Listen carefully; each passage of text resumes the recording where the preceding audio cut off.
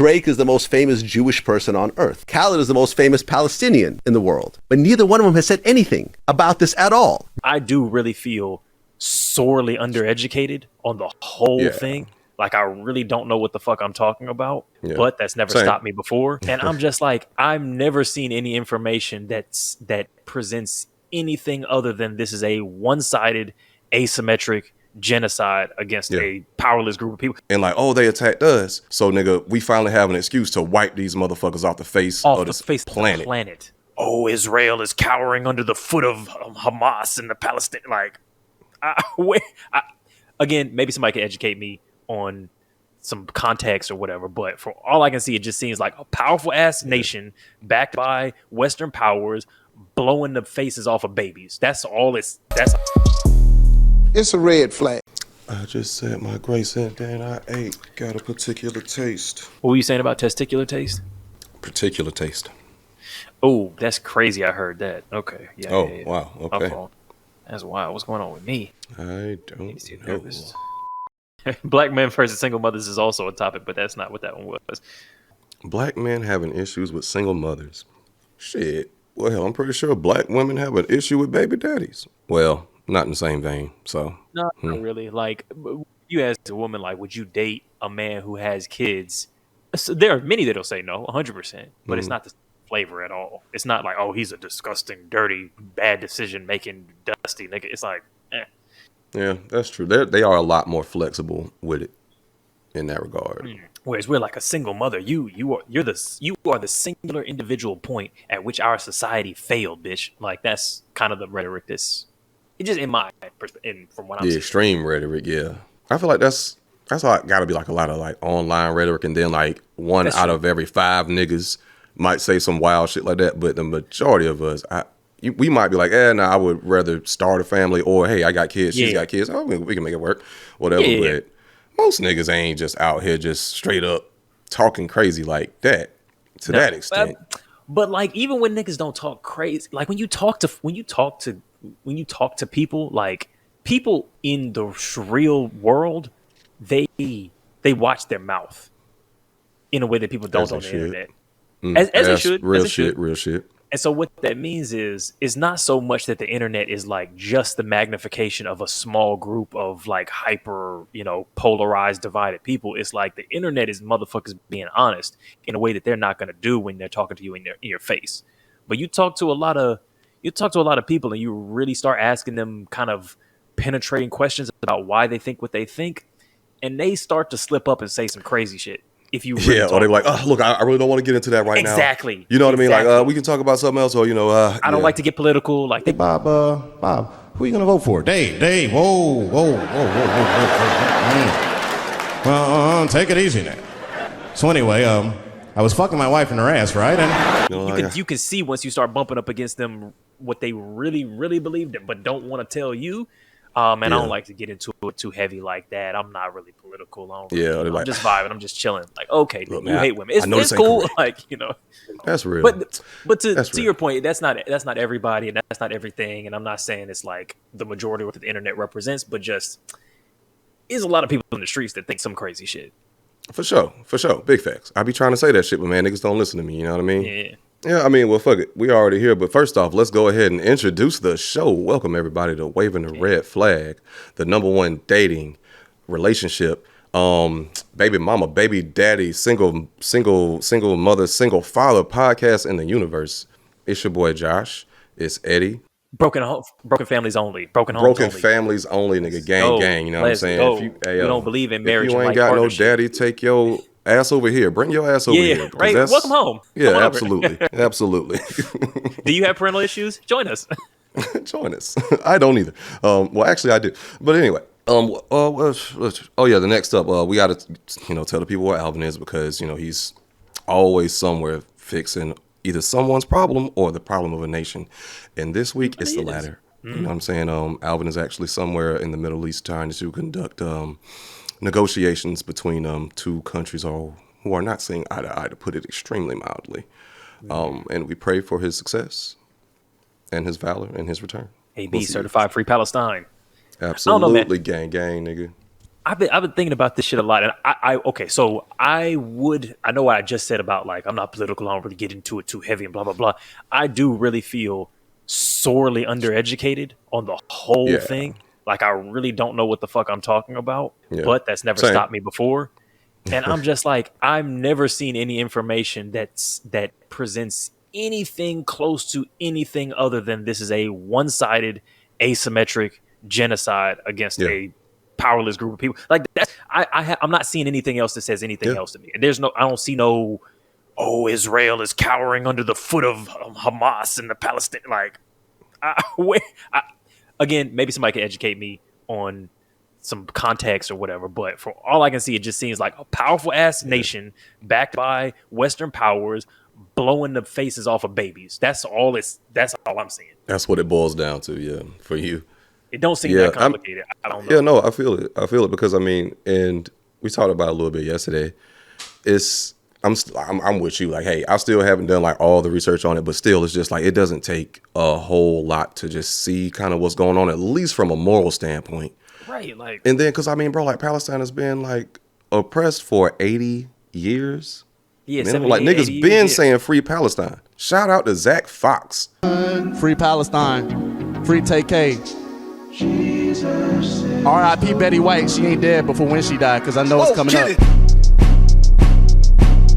Bitch, you better praise God. Jesus Christ, nigga, free Palestine, free TK. Those are probably the only sincere parts of the song, you know, man. Free Palestine, stop the hoopla, Zionists eat shit. He called it, like he called it. You know what I'm saying?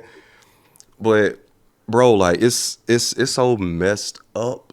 But and that just goes to show you, like the people who are in power, like when stuff like this happens, like it shouldn't take a lot for someone of conscience to be able to see what's going on, like see what group is in power, who's the oppressor, how the media and the narrative is being spent, and people still ride with the opposition or like the oppressors, acting like the victims or acting like they have just some moral high ground in this. But this time they're just acting like a victim and like, oh, they attacked us, so nigga, we finally have an excuse to wipe these motherfuckers off the face of this planet.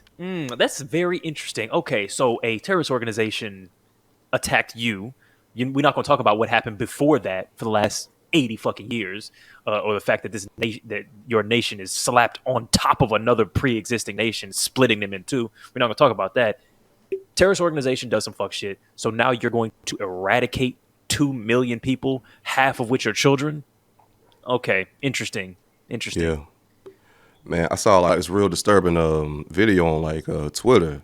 Yeah. It's like some old ass nigga, bro. Like I'm talking about old hateful motherfucker, old hateful racist motherfucker. He was like a general or some shit over there in the Israeli army. He was speaking in Hebrew. Yeah, Hebrew. Yeah, Hebrew. He was speaking in Hebrew or whatever, I guess, to the troops. And bro, that motherfucker was saying some of the craziest shit, bro. I'm talking about, he was saying like, yo, kill all of them.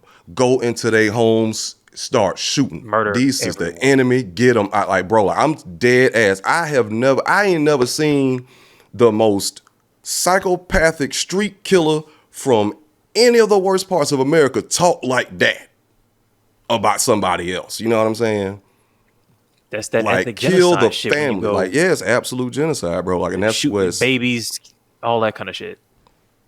Yeah, because I was seeing on Twitter people like, yo, they were like, again, I know we talk about, I don't feel educated, but I'm just seeing people being like, yo, we're really about to see a total eradication, like an ethnic genocide happen in front of our fucking eyes live on the internet, because they're trying to kill everybody to eliminate this group of people from the planet. And that's the rhetoric that I'm hearing of like, this ain't fuck a war.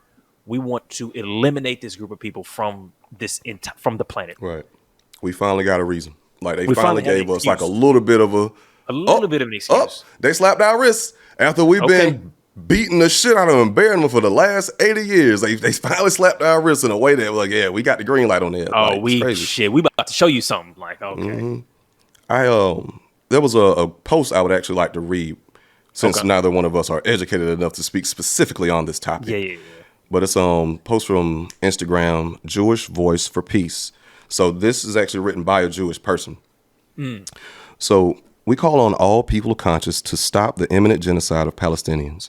Thank you. We demand our government work towards de-escalation, that it immediately stop sending weapons to the Israeli military, a future of peace and safety for all, grounded in justice, freedom, and equality for all, is still the only option. The Israeli government has declared a genocidal war on the people of Gaza. As an organization that works for a future where Palestinians and Israelis and all people live in equality and freedom, we call on all people of consciousness to stop imminent genocide of Palestinians. Jewish Voice for Peace mourns deeply for over 1,200 Israelis killed, the families destroyed, including many of our own, and fears for the lives of Israelis taken hostage. Many are still counting the dead, looking for missing loved ones, devastated by the losses. We wholeheartedly agree with leading Palestinian right groups. The massacre committed by Hamas against Israeli civilians are horrific war crimes. There is no justification in international law for the indiscriminate killing of civilians or the holding of civilian hostages. And now, horrifyingly, the Israeli and American governments are weaponizing these deaths to fuel a genocidal war against Palestinians in Gaza,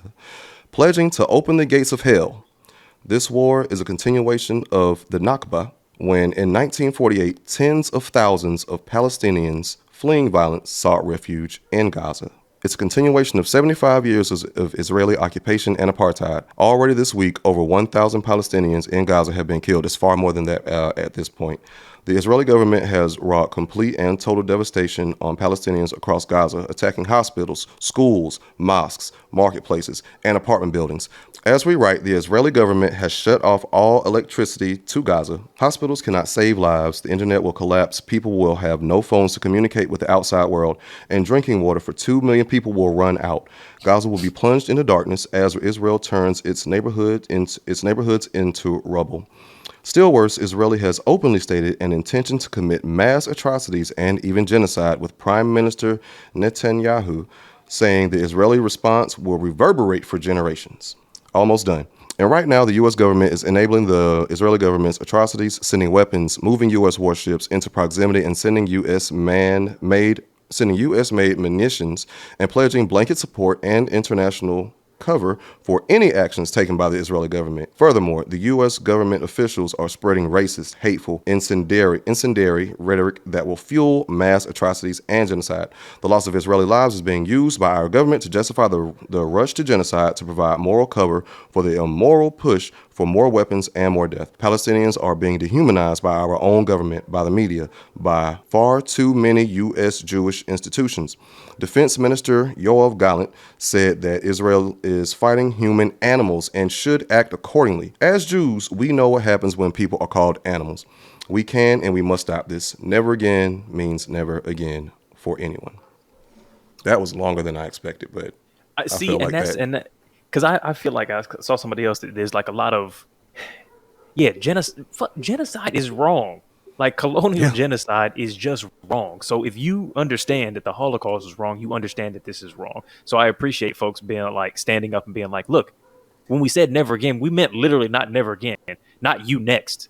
It's never again is the idea. So I just don't see a way that any of this is rationalized, because what you're describing is like that total war shit of like your army did what? We about to kill all your babies, all your women, all your nurses and doctors, your teachers, everybody. Fuck that. Old people, like, and it's like, this is not justifiable. It wasn't even justifiable during the Second World War.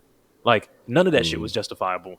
Hiroshima, Nagasaki, the total war in war, like tactics in Germany, none of that shit was acceptable. This isn't either. Like, but see, that's what happens when you have, and that's what happens when you have a handful of people that fight with each other, but they have a nation behind them to do the fighting for them. Like, they don't give a fuck about the deaths, because for one, war is extremely profitable in the United States. You know, I'm talking about war. There's a lot going on now. Cash cow, bro.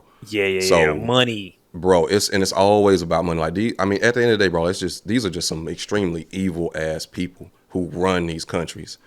At the end of the day, like, the way I be hearing like IDF forces talk about Palestinians like it just reminds me of the way white people have talked about us. That's literally it's like animals, but like it's more than animals. It's like talking about them like like mosquitoes or cockroaches, that not just that you're subhuman and not our equal, but that you're a pestilence that needs to be eliminated. So there's a combination of like condescension and disgust and hatred. The shit is wild. So, yo, did you see that that thing that about Vlad where he was like, yo, Drake is like the most famous Jewish person on the planet, and DJ Khaled is the most famous Palestinian on the planet. Drake is the most famous Jewish person on earth. Khaled is the most famous Palestinian in the world. But neither one of them has said anything about this at all. And people are saying, well, they're not politicians, whatever. They influence hundreds of millions of people, which ultimately has an influence on the world. But neither of them has said anything about this situation, and they should. Yeah. I don't know where I fall on this, but I'm curious, yeah. Yeah, because you know what? At first, when I saw like the video, I was like, who gives a fuck what Drake or Khaled got to say about this right now? But I wasn't taking into account their heritage. And when he was like, yeah, Drake is the biggest Jewish person, I'm like, oh, and then Khaled, yeah, he's the biggest Palestinian. But it was like, oh, well, that is a little. I can kind of see where you're coming from, but even in that video, I would kind of have to still side with Charlemagne, because who the fuck gives a damn what Ja Rule thinks right now? True, but I also think that we have to take into account that this is not like, I don't know. I feel like people don't understand, like everything is about money and marketing. And we kind of get too in our like moral high ground bag or of intellectualism and forget that at the end of the day, clout wins elections. You can have all the great policies and all the right shit and all the right facts and figures. At the end of the day, if you don't have the clout, you don't win the vote, period. So Drake and Khaled, talking not to dick ride Drake again, but like, hurry up and let me ride it. Hurry up and let me ride it. If we're talking about the ability to move the needle in terms of like the social consciousness, celebrities have always and historically had that power. That's why that's why Scientology specifically poaches celebrities and shit. That's why the Nation of Islam like looked to develop the members of their community that were celebs, like Ali. You know, it's like if you have a star, if you have a champion to fight for your thing, and you have whatever your moral shit is, like you can really move the masses, which is necessary. You can't. It's not enough to just be right. You have to have people listening to you. And if Drake comes out and says like, look, as a Jewish person, I want to stand behind free Palestine and condemn genocide, that's not legitimate, and that's not done in the name of my faith or the faith of my people. What if Drake came out and said, y'all wanted me to talk, but since y'all wanted me to talk so bad, yo, free Israel, my nigga, I'm pro-Israel, nigga, like yo, that's crazy. Go Jews. No, Drake, that's not what we meant. no, Drake. We up.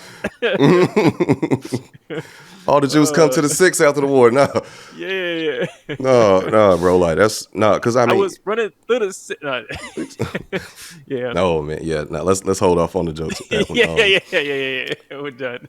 But my thing is, for one, yes, celebrities do have a lot of power to sway people, and they use that power like every day for their own good, or like whatever brand they're getting paid from. But that's like the main thing is political and money, which are both tied together for, I'm sure, both of them. Because when you reach that level of money, that level of industry connections, you meet these group of people, the people who have these large funds to actually write a check for one of the richest rappers and richest DJs. Who was writing these niggas checks? Where are the checks coming from? Like, follow the money. Yeah. Of course they're not saying shit, because if they would have come out, yo, free Palestine, and then like after the U.S. has said we're pro-Israel, so you already know it's gonna fuck up your money. So I don't expect that from them. Like I don't expect that from them. I would honestly be pleasantly surprised if they did. And you know what? I think that's where the judgment comes in, because, and to be fair, I don't know if the average person would do that. Would the average person really take a hit to their income in order to speak truth to their moral beliefs, their reputation, their clout? It's a whole their reputation, getting blacklisted. It's a whole bunch of shit that could come along with that they probably. And I understand why people don't. But at the same time, I also understand people being like, well, look, like, cool, you cannot do that to save your money. And we get to criticize the fact that you wanted to keep your, an extra 10 million, an extra 50 million per year so that you could lie, so that you didn't have to speak truth publicly. And I get that. And look, everybody's done it. Like, people have been silent for forever because they understand there's going to be repercussions. So I'm not even necessarily saying you're evil for that. I understand being like, I don't want to come out with a political stance that's gonna cause me issues, so I'll just stay quiet about it. Like that's always historically happened. Civil rights movement, Me Too movement, feminism, etc., where people were like, I don't want to be seen as difficult.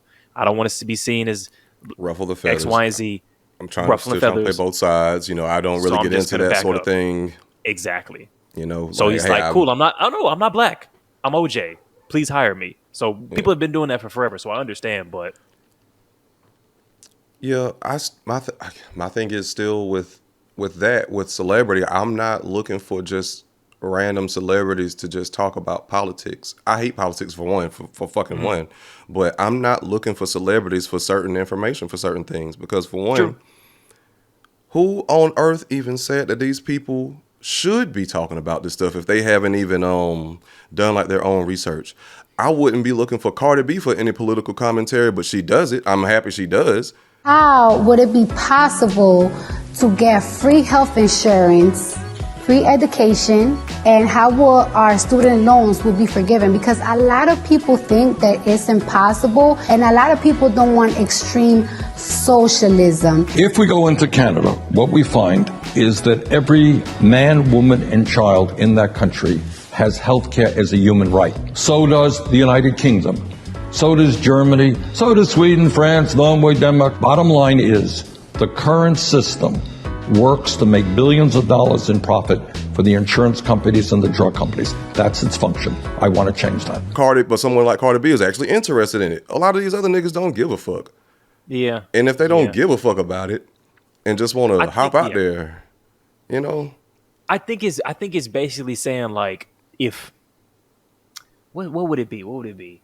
It's like if you said to a parent, this is gonna be a bad example, but it'd be like if you said to a parent who was always feeding their kids chicken nuggets, like, yo, you would be a better parent if you cooked cooked meals for your child. And they say, but I don't know how to cook. So if I tried to cook for them, it would be some bullshit. I might end up poisoning my kids. You want me to poison my kids? It's like, no.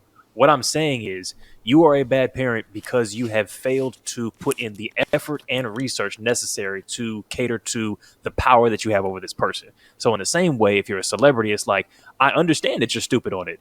It don't take that much work when you've got all this money and power. Given the fact that you've got this influence, it would be better if you did do that research, whatever little it is, and came out in support of something because you have individually a power to do massive good. So you should. If with great power comes great responsibility. Type beat is the thinking. So I agree. That. They probably wouldn't have anything good to say, but that's the problem. I feel that, but at the same time, on some level, I really don't think that's fair to put that on the shoulders of just a celebrity.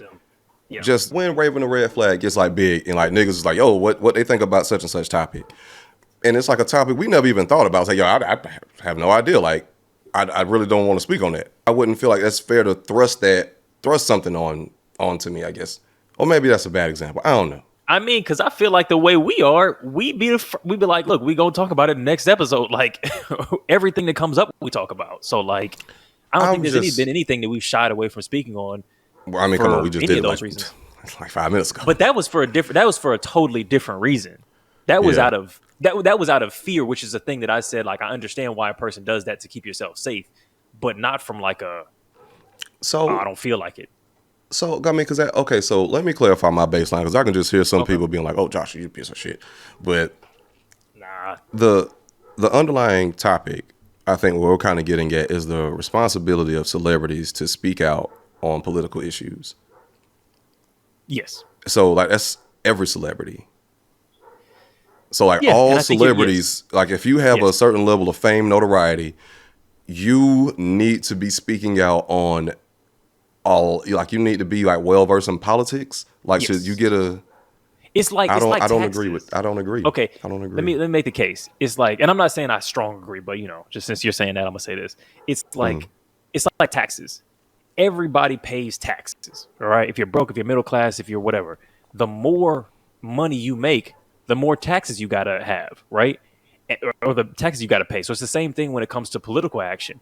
You can't I don't know what the fuck Martin Luther King said, but when in times of oppression, being neutral is being on the side of the oppressed, blah, blah, whatever. So as your power increases, your responsibility to not side with the oppressor grows.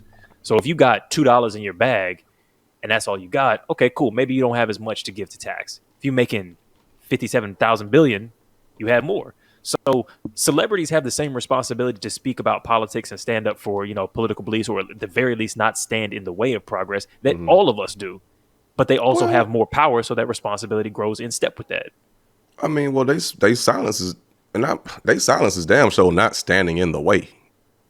Them talking up, talking up could very well be standing in the way of some shit when they should have just shut up, because no one asked to hear from you. Like, this is not what you do. Like, if you want to, I feel like if you are a celebrity and like you have a genuine interest in this thing, you feel strongly about this, you want to speak about it, fantastic, nigga, do it. Please do it. We actually do need more people in your position to speak on it. Yes, please do that.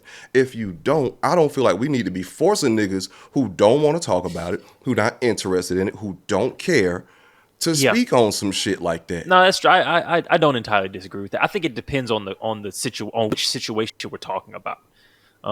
Like black artists. Yeah. I don't know, ain't nobody asking what Lenny Kravitz thinks.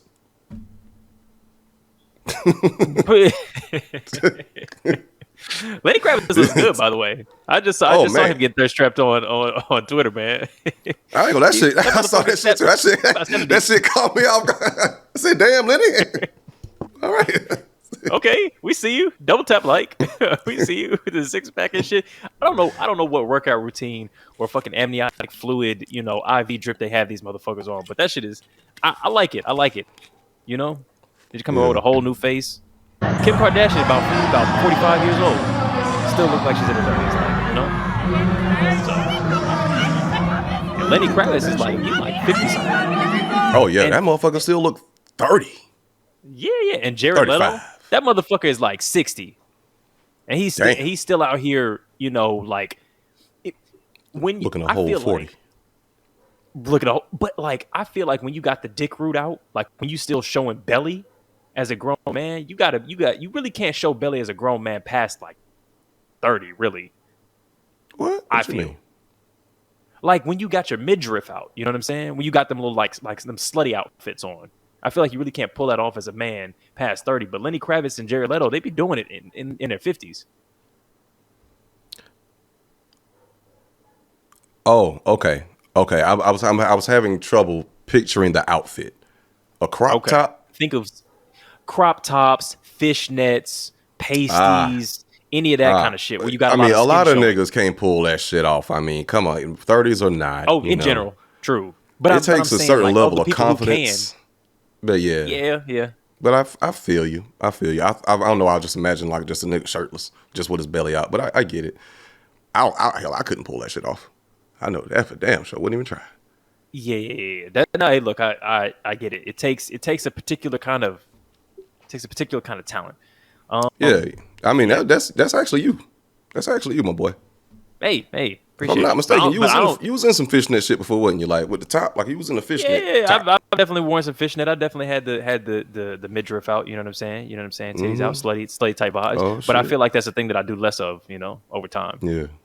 Okay, so you basically saying like, I don't know if I got the confidence for this. It's not about the confidence; it's about the body and like the look. It's because okay. This is what I'm saying. Because when you're past a certain age and you dress a certain kind of way, it looks mad corny.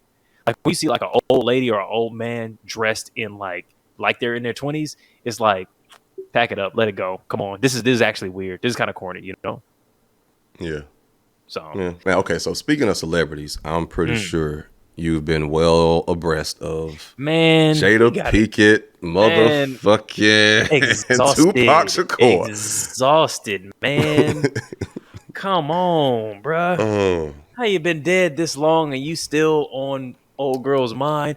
When he asked me to get married, he was at Rikers. How she been irrelevant for so long and still on everybody's feed? Like, what is going on? I don't want to hear this shit no more. I can't look away. It's like a dumpster fire. It smells awful, but you're just like, man, what? I don't know. What is that? God damn. Is that the smell of burning rats? But I said it. I said it on the live we did yesterday, man. Boy, hey, women been taking L's on the internet these past 2 weeks, bro. Jada Pinkett Smith, 48 oyster shawty.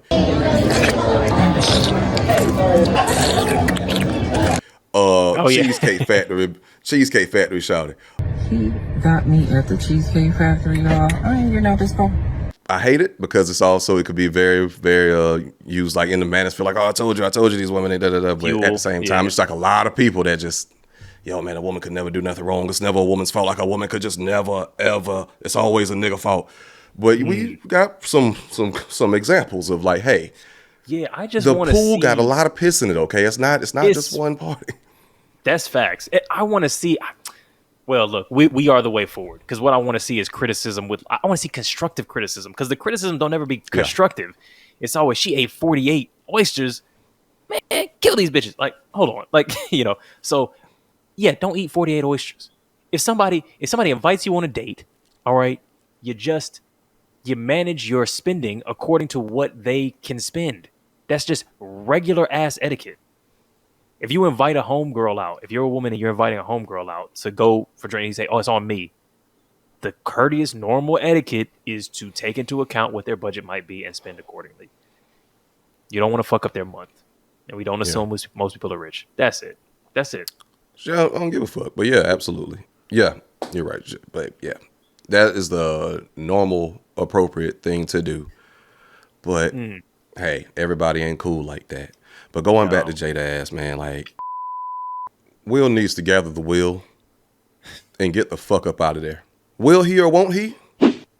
We don't know. I hope that he gets a fresh start. I hope he leaves some fresh prints in the mud as he walks his way onto his next destination, Yeah, shoot, we might see him being a man in black again at a new wedding. Yeah, that's true, man. I look forward to his Independence Day when he finds his own freedom. Absolutely. We got time for another one? Yeah, definitely. Do we want to be petty? I like petty. Black baby mamas versus single mother versus mother of children? Shout out to the women. Let's do this one. I have many opinions on this. Did you watch the clip? Let's do it. Yeah, I did. Okay, yeah, because it was private before, so I wasn't sure if you could see it. Both of your baby mamas, right? I'm no baby mother. I'm a mother of children. I'm never a baby mom. Are you married? No, but me and my partner were together for 5 years before we had kids. So if you wasn't, I'm not a baby mom. So if you wasn't married, you're still a baby mom. I'm not a baby mom. Well, I have children. Okay, let me explain how it works. If you have a baby out of wedlock, from a situationship, long-term relationship, doesn't matter if you was engaged. If you wasn't married, you have a baby, that makes you a baby mama. If you're a single mother, you was married, you was divorced, you was widowed. There's a difference between a baby mama and a single mother. So this is how it is. When someone has been married, they bought a ring for him. When someone buys a ring for you, there's a public declaration. They make an announcement to people. The ring, tends to cost money. There's a wedding. There's a dress. A lot of people see it. So there's money. There's things there's thought put behind it. You know what I'm trying to say to you. So if you then get divorced after that makes you into a single mother. Now, if you just have a baby out of wedlock from a situationship, from a boyfriend, that was not the same process that someone else did. And if you go ask a married woman, I promise you this, she's not going to say she's the same as you. See, I always feel like baby mama gets used like it's one of those things that's gotten co-opted from black speech to then be a way of disrespect. Disparage. Like, you're literally just saying this person is the mother of my children, but we put our little flavor on it. Cool. Yeah, she's my AAV, baby. Yeah, exactly. She's my baby mama. That's whatever. But then it turns into now black women are not the mothers of children. They're not single mothers. They're not parents. They're baby mamas. Baby mama. You've been reduced and it's to a different baby category. Mama. You've been reduced as a different kind of category. And it's like, but when two celebrities have babies together and they're not married, two rich white people decide we're going to be platonic co-parents. They have kids and they get divorced. They don't get married and have kids and then separate and still are raising the kids. These are just, we have children together. We have an unconventional household. This is the mother of my children. This is the father of my children, et cetera, et cetera. It's whatever. Yeah. Right? Unless, of course, they want to get cheeky and go, oh, yeah, that's my baby mama. And it's like, I want to sample a little bit of the spices of the lower classes, that kind of vibe. But I guess I am a baby mama, huh? Yeah, now that I think about it. Anyway, put it on the MX. It's like, okay, there's just a tinge of like trying to shit on people. Like you're separating the mother of children from a baby's mother from a single mother in order to create some kind of hierarchy. It's like, who gives a fuck whether or not a man proposed to this person? They were together for 5 years, so it really doesn't even fucking mean anything anyway. Yeah. And this is just another case in point of why it's hard to stand up for niggas. Like, you know what I'm saying? Like, it's hard to do the work to of representing sane, decent niggas. Because, like, bro, like the whole, that breakdown made literally no fucking sense to me. Like, why are you putting like hierarchical levels to this shit? Like, what are you talking? Because all it just boils down to just some of this misogynistic shit, a way to disparage, disrespect, downgrade women, specifically black women, to any station at any given point, at any given station in life. Like, oh, you got kids? Oh, did a man give you the power to be called a mother?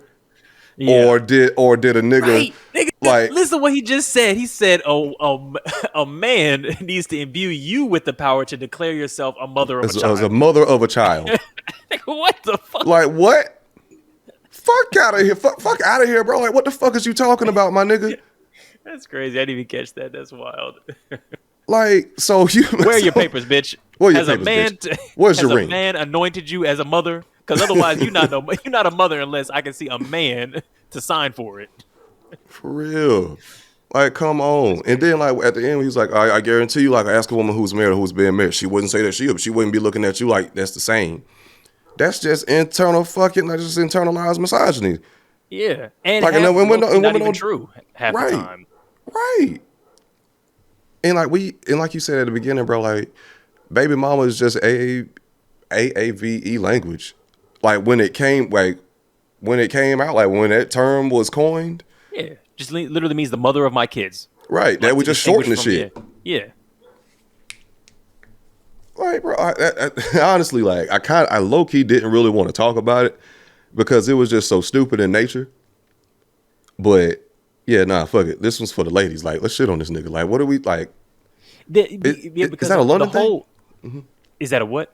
A London thing? He sounded like he was, like, one of the UK guys. Yeah, them niggas was Liverpoolians. The accents was crazy as fuck. I think the girl was Irish or some shit. I'm not a baby mother. I was like, okay, nigga, what the fuck? You're sure not. You're a maiden of goddamn maiden of younglings or some shit. Oh shit, a maiden of younglings. I'm a mother of children. I'm a mother of children. She sound like one of the goddamn Animaniacs. I'm not a baby mother. I want pancakes or a waffle. This tastes awful, as that's all we've got. Oh what the fuck is going on? Oh my god. But yeah, no, the whole it's niggas like that everywhere. So the whole just that separation is wild to me because first of all, she doesn't even fall into the category of having a child from a situationship. She had a child with a long-term partner. And I understand dividing those up into different categories, but I don't think there's necessarily like a hierarchy. But maybe there's a hierarchy, but it shouldn't be a hierarchy that has like shame on the individual. But I understand being like, no, we co-parent. This person is a person that we decided to have a kid. We had a kid together. We raised that kid together. We're no longer with one another, but we still, now marriage didn't happen anywhere in there, but we still co-parent. I think that's a stable, very valid kind of a relationship. I do understand being like, okay, look, I've got several different kids from several different other fathers who I have no strong relationship with any of them. I do think that's probably not ideal. Let me not even say it because I'm pussyfooting. That's not ideal. That's probably not great for each individual kid. But this hierarchical delineation of like you're a terror and you're the because it's like for every woman who's got mad different kids with men who she doesn't have a relationship with that kind of results in each child having less parent per child to take care of them. It's 10 niggas that did the same thing on the other side. Yeah. You can't not have a father without that father not being there. And that's something that he did. So and be having more kids than the mother of his kid has. Exactly. It's a baby mother with 2 kids, but this nigga has 2 kids with 7 women, like, you know? Right. And I guess like to step back a little bit, I guess in terms of the impact of the words or the term. Because like baby mama does have like a negative connotation. Like, baby mama does kind of carry like more of a negative connotation. Like it's been a little ghettofied. Yes. You know what I'm saying? So I guess when you look at it through that lens, I'm like, yeah, I guess so. But now, like, I'm a mother. I'm a mother of a child. So I can understand if like, don't refer to me like that. But especially because it's a way that you can get called like a baby mama or a baby daddy, especially by someone who's outside of your culture. And that shit sounds crazy. It sounds disrespectful. Sounds like racist. Yeah, right. It reminds me of that teacher from Everybody Hates Chris. Who's your baby mother? Yeah. My wife. You have 3 children, right? Yes. Can I have their father's names? Their fathers? No. They have one father. Do you know his name? Where are you getting this information? Right. Because I mean, it is kind of like levels to it. It's just like the same. Because like there's kind of like a difference between like a dad and a father. True. Like there's which one's what? That's kind of what I'd be confused about, because I thought like a dad is kind of like more so that parent that's like in that kid's life, that's like, raising them. But at the same time, like I feel like a father is the same thing, but people just say, oh no, that's the father of the kid is, could be the baby daddy. You know what? I think it depends on if you say like if it's a title or if it's like a descriptor. Because you could say like, is he you could say like, oh, that's my biological dad, and that could be like quite distant, or you could say like, oh, that's my father, and that can actually feel quite reverent, like, oh, that's my father. Absolutely. You know what I mean? That sounds like an honor kind of thing. Yeah, absolutely. But if you say dad versus father, I feel like, oh, but this is a different level. Because if you say, oh, like, hey, dad, that's closeness, right? You're not going to necessarily say that with somebody that's just like a deadbeat who's not in your life. Hey, father sounds crazy. No one says that. Yeah. Hey, father sounds like your dad is present but don't love you. Like, he's in the house, but he don't fuck with you. And he's like, he's just in his study, I don't know, doing sacrifices and like reading old books with like leather covers. I had an image father. of like medieval times. Yes. Father. Please, father, can I have some love? Please, father, can I have some more? Just Absolutely some more porridge, not. Father. Just Get away from my studies. Get away from my quarters, you halfling. Insolent, petulant child. Good God, I should cane your mother for your insolence. Please, father, no. I cannot believe you once dwelled in my testicles. Absolutely unacceptable. I can't believe I used 2 testicles to result in 1 disappointment. That math is not mathing. I hereby call you the soil of my loins. The rocks. The vegetables of my loins, because you're certainly not the fruit. You're certainly not the fruit. Motherfuckers, the asparagus of my loins, the worst. Tomato of my loins, actually. You don't know if it's a fruit or a vegetable, but boo, tomato child. I'm throwing tomatoes, period, sis. Period. And I put that on God. Matter of fact, put that on the real father. So damn sure it's me. But yeah, that's okay. But yeah, no, I think like father definitely does have a lot more reverence. Like there's a lot more respect. So which maybe could that be was a good thing not or a the bad best thing. example. I don't know.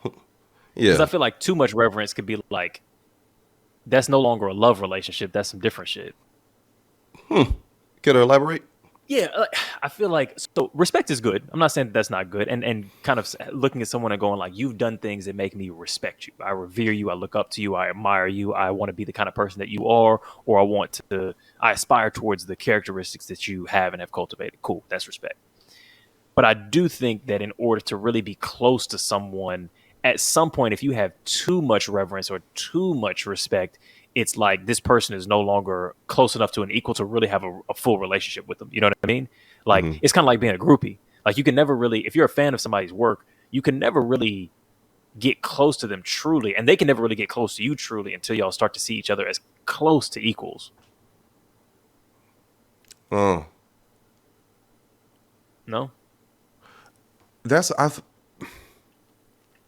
I get what you're saying, but I guess it's just like how your mind works versus how mine does, because like reverence is like the top, like just all the adjectives that you listed off, like you know, or the whatever that you listed off earlier. You know what I'm saying? It's like that's nothing but positive. Like I love this person, I respect this person, I want to be like this person. Like I revere you. Yes, yeah, exactly, yeah. So, but like I'm saying, you said, that's what I'm saying. That's what all those things are. It's kind of like it's like putting somebody on a pedestal. Like if you revere somebody too much, you can't really be close to them. Like if they're on a pedestal, they're up here. But it's like if you put your girl on a pedestal, at some point, this circles away from love and turns into like fetish or worship. Like you can't. I don't think you can really love your wife or your girl or your partner if you revere them too much. You should revere some extent, and they should probably revere you as well. But if you view them as like just this goddess on a pedestal, this da da da da, first of all, they're never going to be able to live up to that, and two, you're never going to be able to really come to them as an equal, as a person stepping forward through time with them. I don't think that's good. Okay. At the extremes again. Absolutely. At the extremes, absolutely. I guess me, because I'm always just kind of like in the middle ground, like kind of like even keel with it. Like it's not super up and super down just with the example per se, but I believe that's healthy. But yeah, if you're what you're describing, like at that kind of like sickly psychological level where you're kind of like brainwashed into like, oh my God, he's my Lord and Savior. I could never get too close to the master. Where you're just, because it doesn't have to be that extreme to be unhealthy. It could just be you struggle to be vulnerable with them. You are deeply disappointed when they aren't perfect. You know, when they have like little issues. You grow disgust when you see them being weak.